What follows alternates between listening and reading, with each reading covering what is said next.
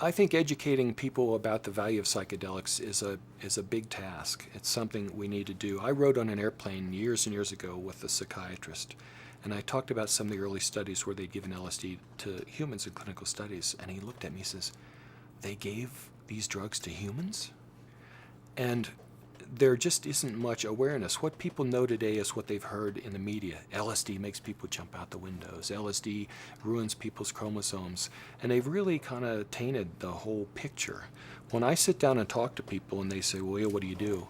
And I say, "Well, I study psychedelics, LSD, and so forth." "What?"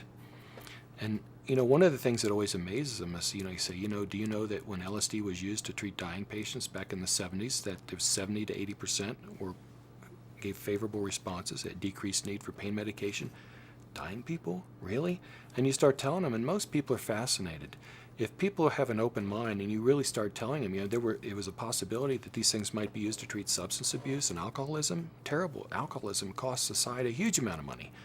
And there were really interesting possibilities with that sort of were nipped in the bud.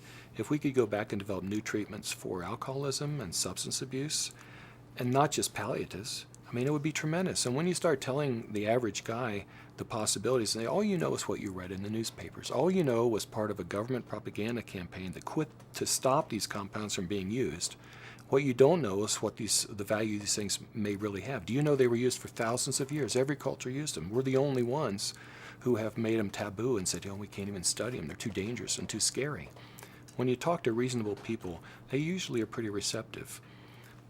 There are those people whose minds are absolutely closed to anything, not just psychedelics, but anything that's different. They totally resist change. They're rigid thinking.